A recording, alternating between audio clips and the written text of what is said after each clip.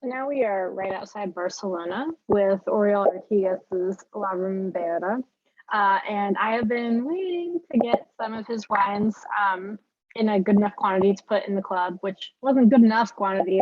It's just the Orange Club, unfortunately, or fortunately, I guess for you. Um, because I just think his wines are so beautiful. And when we were in Spain, every time I'd see him at the store, I would always buy them because they're just beautifully unique expressions of the types of wines that you get right outside the city that we used to live in. Plus, the little art on the front is always so cute. So, a little bit about him. So, he's generally from that region. He's been doing it since about 2011. He has about 7 hectares, which is not a ton. And he does a lot with orange wines or just generally white wines that he's leaving on the skins. This one doesn't have a ton of extraction. I think it's 2 days, something like that. It's like a mix of, whatever, 0 to 2 days of all the different barrels that you put together. And so it's Pansa Blanca, which is basically Torello, but from the region that he's there, they all have their special names for it. And Garnatxa Blanca. I think it's 80% Torello. So this is one of the ones that he makes the most of. That's why I was able to get a good enough amount for the club. But even that is still not very many bottles. It's like less than 5,000 bottles that he makes.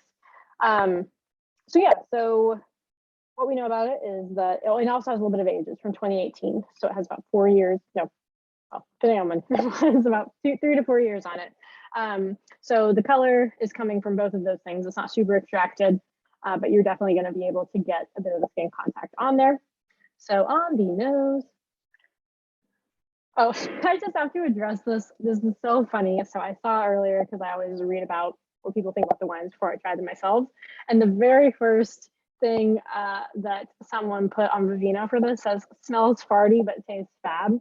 And I don't know that I would use the word farty, but I kind of get where she's coming from. Like, the smell is incredibly different from the palate. So with that in mind, let's get excited about it. Yeah, so farty, no, but I think maybe a little bit barnyardy is what I would say. It might have a tiny bit of Brett on it, but that you're not going to see that on the palate. And I'm mainly getting that on the top, like up here. That's one of the things that I'm getting, like a little bit of Brett, but it's also got, like some, it's like chalkiness to it as well. Not a lot of fruit. So the fruit is more down here. It's almost like sour apples or something, like the green, but not green. I don't know. It's like not the green apple, but some sort of like an apple that went sour, or like sour apple gummies, maybe. Pears, some sort of like vegetalness to it, like a little bit grassy, I guess. Not so much like peppers or anything. Definitely has like salinity to it. And yeah, like a bit what's called savory. So party, no, but I think you'll understand a little bit. Let's try it.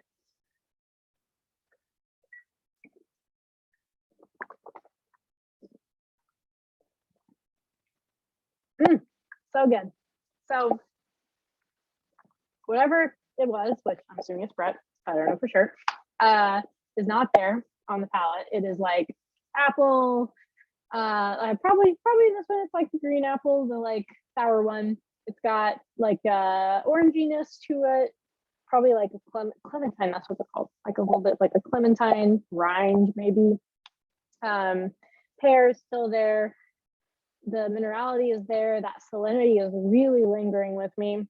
So I would definitely say like this is the natty stuff. It's not that crazy. I mean, well, obviously a little bit of Brett, so that makes it, not perfect by the regular wine world standards, but like also just incredibly alive and beautiful.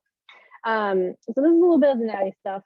And this is, if you went to Varietal in Barcelona, like this is the exact type of thing you would find there. And it just tastes alive. It doesn't has like a little bit of like the like fizziness to it, just a teeny bit. I don't know. This wine might be a little bit polarizing, but like people that are really into their natty wines, like this guy is it. Well, there's a lot of guys that are it, but like this guy is certainly one of them. So I hope that I didn't scare you. This wine is amazing. It tastes so good. And as far as pairings go, I would put it with like tapas. I would put, I mean, yeah, really anything like Spanish style, like paella tapas. Like it's going to go great with anything I would normally put Trello with. But if I'm going to go in a different direction, I would also put it with roasted chicken if you want to be boring. Oh, let me think for a second. No. Okay, so don't put it with Thanksgiving, but you could have it with Thanksgiving leftovers. And it's not going to go with all of the components of Thanksgiving, but if you're having like a turkey sandwich the next day, like this is going to go well with turkey generally.